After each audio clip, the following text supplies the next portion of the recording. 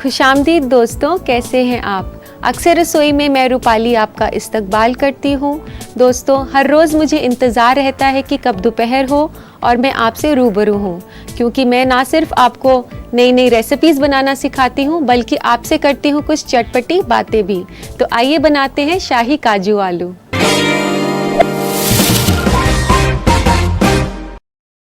तो दोस्तों, आइए शुरू करते हैं बनाना शाही काजू आलू।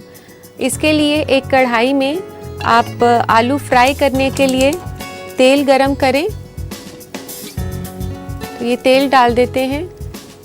अच्छे से हमने तेल डालना है, लगभग 1-1.5 कप के आसपास, कि आलू अच्छे से आप डीप फ्राई कर सकें।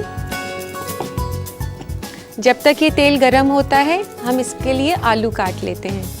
इसको पानी में डालकर रखने से ये काले नहीं होते। अगर आप पहले से काट के रख लेंगे तो कई मर्तबा ये काले हो जाते हैं और देखने में अच्छे नहीं लगते। तो इसको ज़्यादा छोटे पीसेस में ना काटें, थोड़ा बड़ा बड़ा काटें। इसको एक बोल में डाल देते हैं।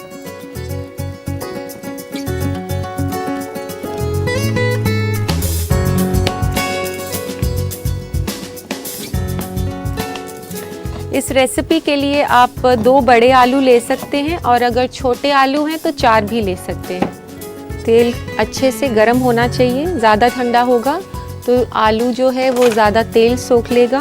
तो दोस्तों, तेल गर्म हो चुका है। आइए अब हम आलू फ्राई करना शुरू करते हैं। तो सबसे पहले एक आलू डालकर देखते हैं कि तेल कितना गर्म हुआ है। ये अच्छे से हो गया है गरम। तो इसमें आप और आलू भी डाल सकते हैं, लेकिन जैसा कि मैं हर एपिसोड में आपको बताती हूँ कि एक बारी में बहुत ज़्यादा आप ना फ्राई करें, क्योंकि ज़्यादा तेल सोख लेती हैं जो भी चीज़ें आप फ्राई करते हैं। तो छोटे छोटे बैचेस में उसको फ्राई करें, पेशेंस के साथ, जल्दबाजी ना करें।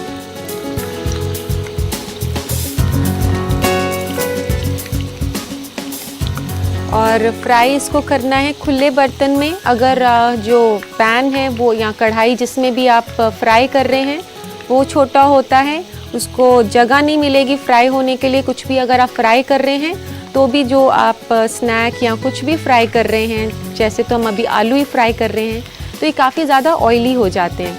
तो इस बात का आप ज़रूर ध्यान रखें कभी भी कुछ फ्राई करें तो। इसको अच्छे से क्रिस्प ब्राउन करना है। ये क्रिस्प होंगे, कुरकुरे होंगे, तभी ज़्यादा टेस्टी लगेंगे।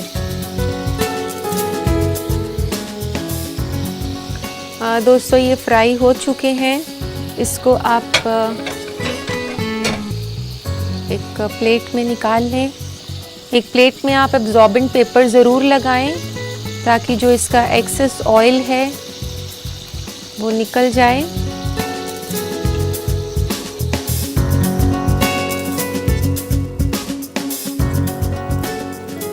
अब बारी है दोस्तों इसका मसाला बनाने की। तो इसको पीछे रख देते हैं और मसाला तैयार करते हैं।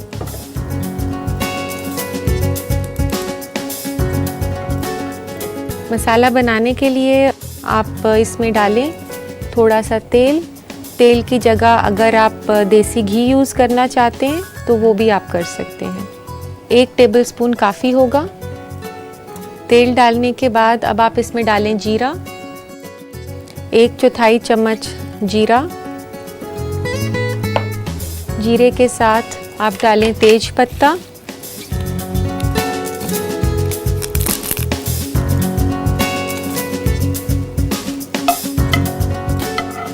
ये जीरा हो चुका है।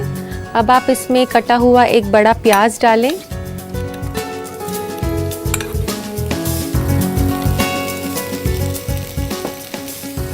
दोस्तों, ये एक मुगलई रेसिपी है और मुगलई रेसिपी में मसालों का काफ़ी अहम किरदार रहता है। तो जो फ्लेवर है वो इसमें हम दे रहे हैं जीरे और तेज पत्ते का। और इसमें डलेंगे काजू। जैसे ये ब्राउन थोड़ा सा ही होना शुरू होगा तो आप इसके बाद इसको ना कुक करें। दोस्तों ये देख लीजिए, ये हल्का सा ब्राउन अब होना शुरू हो गया है। अब धीमी आंच पर आप इसे करें और इसमें डालते हैं थोड़ी सी हल्दी। 1/4 चम्मच के आसपास आप हल्दी डालें और इसमें डालें 1 चम्मच थोड़ा भर के नमक का।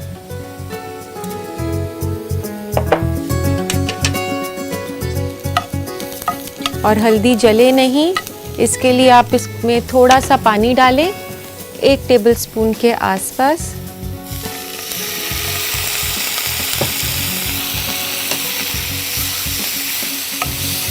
इसी के साथ आप डालें इसमें दही,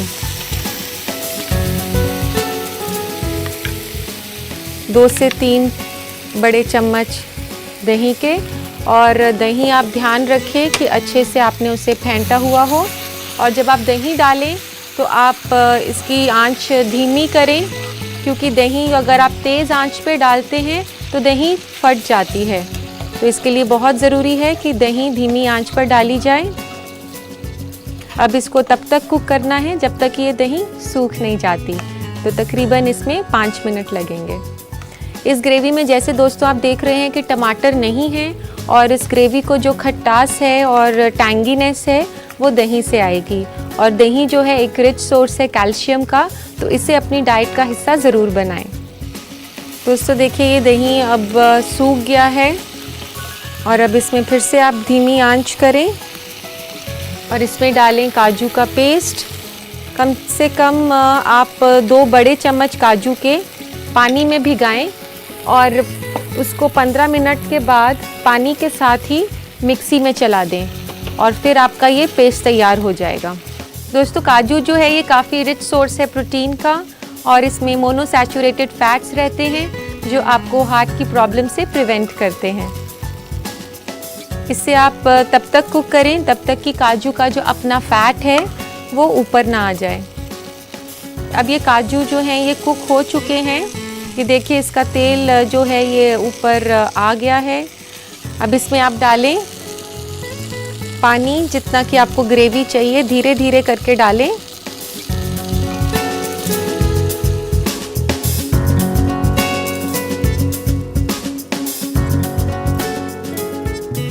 तो ये ग्रेवी का जो पानी है ये उबल गया है। अब इसमें हम फ्राइड आलू डालेंगे जो हमने फ्राई करे थे। और आलू डालने के बाद भी आप इसको और 5 मिनट तक कुक करें ताकि आलू जो है ग्रेवी का फ्लेवर ले लें। दोस्तों मैं आपको बता दूं कि ये डिश जो है आप वेरिएशन के लिए एक बार तो आप आलू से बना सकते हैं, दूसरी बार आप फ्राई करे हुए पनीर के टुकड़ों के साथ। तो ये उतना ही जायकेदार बनेगा जितना कि आलू के साथ। तो अब इसमें आप डालें इसको स्पाइसी करने के लिए। जैसे कि इसमें लाल मिर्च नहीं है, कोई भी ज़्यादा स्पाइसेस नहीं है, तो इसमें हरी मिर्च 1 से 2 छोटे चम्मच कटी हुई,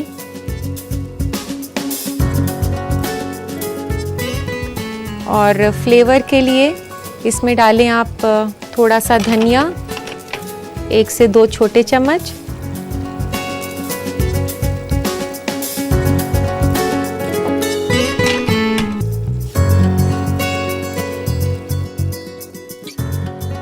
तो ये आलू के ऊपर दोस्तों देखिए अच्छे से मसाले की कोटिंग हो गई है। और अब डालते हैं थोड़ा सा गरम मसाला फ्लेवर के लिए। गरम मसाला डालने के बाद तैयारी करते हैं इसको सर्व करने के लिए। उसके लिए लेते हैं हम एक सर्विंग बोल,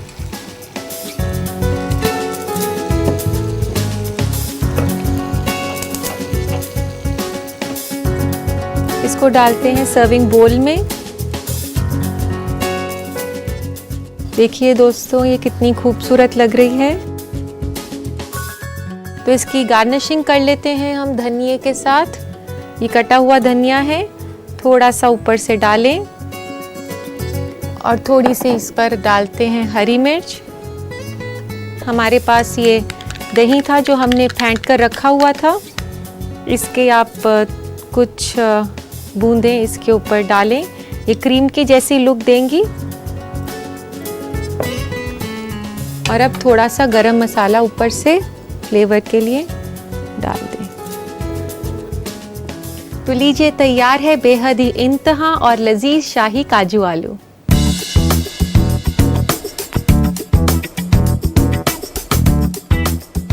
यकीनन ये आपको रेसिपी पसंद आई होगी। जाइए इसे अपनी किचन में ज़रूर ट्राई कीजिए और अब देखते हैं इसका रिकैप। शाही काजू आलू बनाने के लिए हमें चाहिए 2 अदद बड़ा आलू, 2 बड़ा चम्मच काजू का पेस्ट, 1 छोटा चम्मच अदरक कटा हुआ, 1/4 छोटा चम्मच जीरा, 1 अदद तेज पत्ता, 1 अदद प्याज कटी हुई, 1/4 छोटा चम्मच हल्दी, आधा छोटा चम्मच गरम मसाला, 3 छोटा चम्मच हरा धनिया कटा हुआ, 3 छोटा चम्मच हरी मिर्च कटी हुई, 3 बड़ा चम्मच दही फेटा हुआ, 1/4 कप दूध, 1 छोटा चम्मच नमक और 1.5 कप तेल। सबसे पहले कढ़ाई में तेल गरम करें। तेल गरम होने पर कटे हुए आलू डालकर तलें और एक प्लेट में निकाल लें। एक और पैन लें, उसमें फिर से तेल गरम करें और जीरा, तेज पत्ता, कटी हुई प्याज, हल्दी, नमक, थोड़ा सा पानी और दही डालकर अच्छी तरह चला लें। फिर पिसा हुआ काजू और पानी अपनी ग्रेवी के हिसाब से डालकर उबाल लें। उबाल आने पर मिलाएं तला हुआ आलू और थोड़ी देर चला लें। फिर इसमें कटी हुई हरी मिर्च, हरा धनिया और गरम मसाला डालकर मिलाएं। इसे निकालें एक बर्तन में। हरा धनिया, हरी मिर्च, दही और गरम मसाले से गार्निश करके सर्व करें। लीजिए, तैयार है शाही काजू आलू।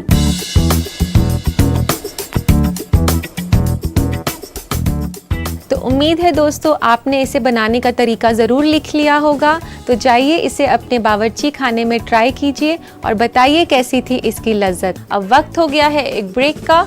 ब्रेक के बाद देखेंगे फूड ट्रेंड्स।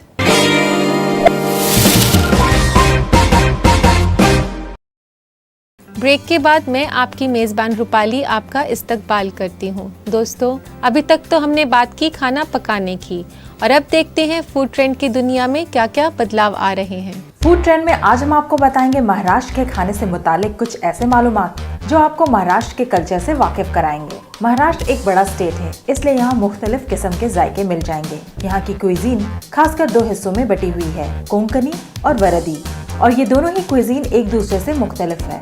लेकिन हाँ, दोनों में आपको मिलेगा सी फूड और नारियल काफी ज्यादा मिकदार में। कद्दूकस किया हुआ नारियल यहाँ के कई पकवान में बतौर मसाला इस्तेमाल होता है, लेकिन नारियल तेल का खाना पकाने में ज्यादा इस्तेमाल नहीं होता। महाराष्ट्र का बेहद मशहूर सी फूड है बोम्बिल या बॉम्बे डक। तकरीबन सभी नॉनवेज और वेज पकवान यहाँ उबला चावल या भाकरी के साथ परोसा जाता है। बैंगन इस इलाके का सबसे मशहूर सब्जी है। भरली वांगी, जो कि नारियल से भरा छोटा बैंगन होता है, यहाँ का एक मशहूर पकवान है। पूरन पोली, जो कि गुड़, बेसन और श्रीखंड से भरी रोटी होती है, और दही से बना श्रीखंड यहाँ का मशहूर डेजर्ट यानी कि मीठा है। नॉन वेजिटेरियन पकवानों में कोल्हापुरी चिकन और मटन के डिशेस और वारदी चिकन डिशेस पूरे महाराष्ट्र में पॉपुलर है। महाराष्ट्र के क्विजीन में स्नैक्स और साइड डिशेस बहुत मिल जाएंगे, जैसे कि चिवड़ा, पोहा, मिसल पाव, साबूदाना खिचड़ी वगैरह। बाकी इंडियन क्विजीन की तरह यहाँ पकौड़े भी काफी बनते हैं, जिनमें मशहूर है कांदा भाजी, बटाटा भाजी, मिर्ची भाजी, आलू वड़ी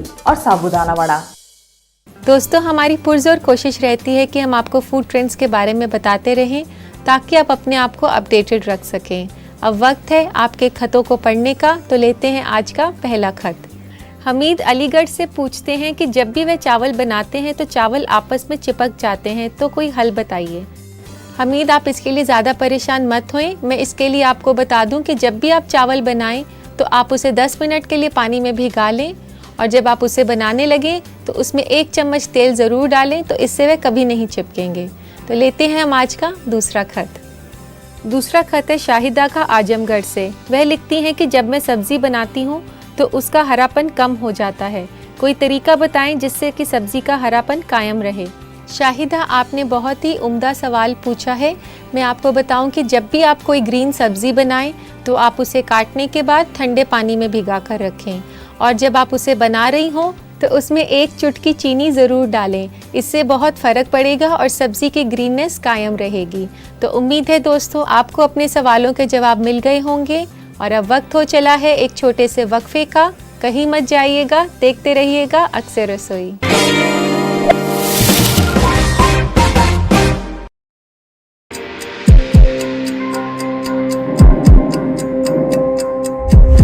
कोरोना से नहीं डरेगी जिंदगी,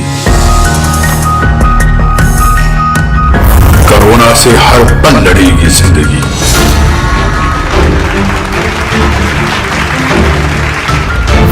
अब बिल्कुल नहीं थमेगी जिंदगी।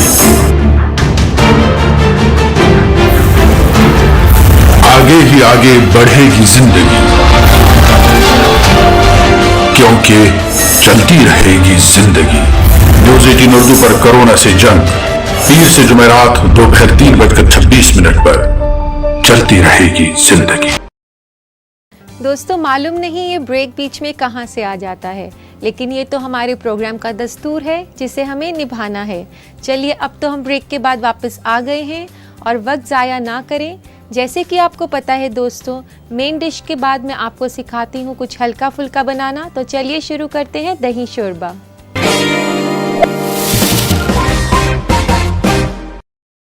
तो चलिए दोस्तों, शुरू करते हैं एक बहुत ही जायकेदार रेसिपी दही शोरबा। तो इसको बनाने के लिए सबसे पहले आप थोड़ा सा अदरक 1 चम्मच के तकरीबन आप लें और उसमें डालें हरी मिर्च 1 चम्मच। 1 चम्मच से कम भी डाल सकते हैं आप, जितना आपको स्पाइसी चाहिए। इसको अच्छे से कूट लें आप। ये बहुत ही अच्छा फ्लेवर देगा जिंजर आपके सूप को। तो ये बन गया है पेस्ट हरी मिर्च और अदरक का। तो अब कढ़ाई गरम करें। ये दही शोरबा जो है ये एक किस्म का सूप है। इसके लिए आप 1 छोटा चम्मच देसी घी लें। इसको दोस्तों आप ऑयल में ना बनाएं, उससे इसका फ्लेवर ख़त्म हो जाएगा। अब आप इसमें डालें जीरा, 1/4 चम्मच जीरा। जीरे को थोड़ा सा स्प्लैटर होने दें।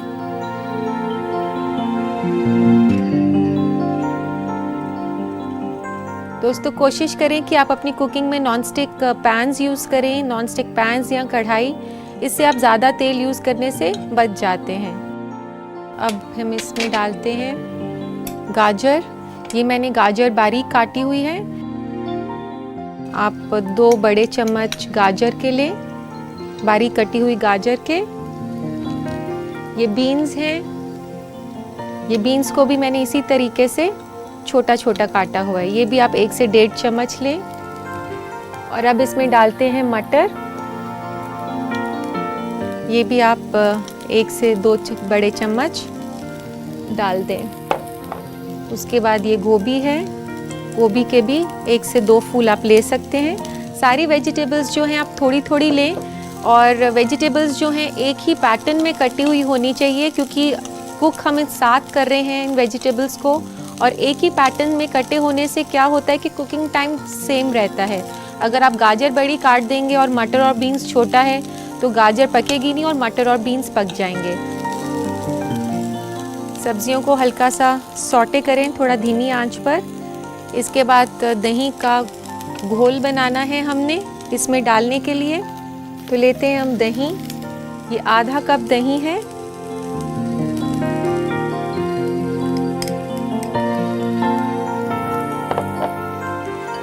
इसको आप मिक्स करें और अब इसमें डालेंगे आप 2 छोटे चम्मच बेसन।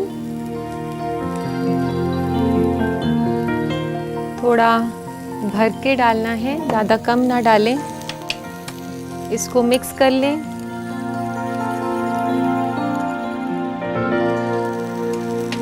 और ये पेस्ट है अदरक और मिर्ची का जो हमने सबसे पहले कूटा था, इसे भी मिक्स कर लें और अच्छे से फेंट लें।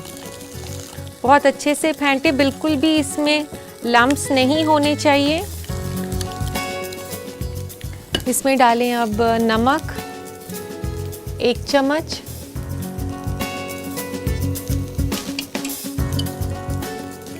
और 3 कप पानी।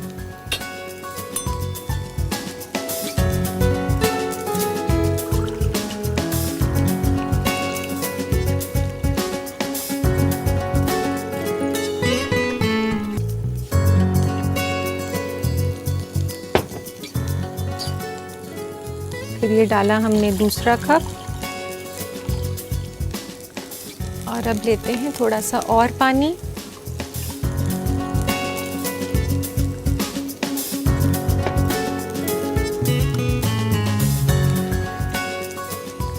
अब ये वेजिटेबल्स इधर सॉटे हो चुकी हैं। अब आप आप इसमें धीरे धीरे करके ये दही का मिक्सचर डालें। नीचे से बेसन जो है वो रह ना जाए, इसलिए उसको हिलाते हिलाते डालें।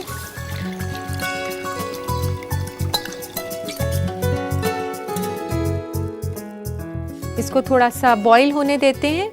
ये लेगा तकरीबन 2 से 3 मिनट।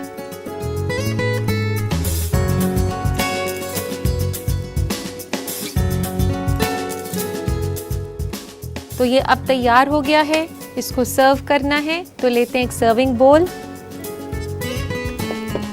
और इसको सर्विंग बोल में डाल देते हैं।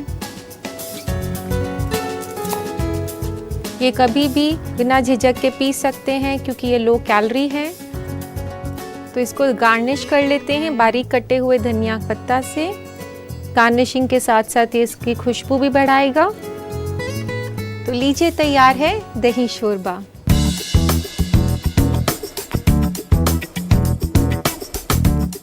तो झटपट से इसे ट्राई कीजिए। ट्राई करने के लिए इसका तरीका दोबारा देखिए इसका रिकैप। दही शोरबा बनाने के लिए हमें चाहिए आधा कप दही, 2 छोटा चम्मच बेसन, 1 छोटा चम्मच हरी मिर्च कटी हुई, 1 छोटा चम्मच अदरक, 1 छोटा चम्मच नमक, 1 छोटा चम्मच घी, 1/4 छोटा चम्मच जीरा, 2 बड़ा चम्मच गाजर कटा हुआ दरमियानी, 1.5 बड़ा चम्मच ताज़ा बीन्स कटा हुआ, 2 फूल गोभी का कटा हुआ और 2 बड़ा चम्मच मटर छिला हुआ। सबसे पहले इमाम दस्ते में अदरक और हरी मिर्च डालकर कूट लें। एक कढ़ाई में घी गरम करें, इसमें डालें जीरा, कटा हुआ गाजर, कटा हुआ बीन्स, मटर, गोभी और इन सब को चलाएं। जब तक सब्जी पक रहा है, बर्तन में दही, बेसन, कुटा हुआ अदरक, हरी मिर्च और नमक डालकर अच्छी तरह फेंट लें। फिर बर्तन में पानी डालकर अच्छी तरह मिला लें। कढ़ाई की सब्जियों में दही का मुरक्कब डालकर 2 से 3 मिनट तक पका लें। इसे एक बर्तन में निकालें और हरा धनिया से गार्निश करके गर्मा गर्म सर्व करें। लीजिए तैयार है दही शोरबा। उम्मीद है दोस्तों आपने इसकी रेसिपी नोट कर ली होगी और आप इसे ज़रूर ट्राई कीजिए। अपनी शाम को खूबसूरत और जायकेदार बनाइए। दोस्तों अब वक्त आ गया है आपसे विदा लेने का। उम्मीद है आपने शाही काजू आलू और दही शोरबा की रेसिपी सीख ली होगी। आप इसे ज़रूर ट्राई कीजिए और अपनी दोस्त रूपाली को याद कीजिए। मैं मिलूंगी आपसे नए एपिसोड में नए पकवानों के साथ। तब तक के लिए अल्लाह हाफिज़।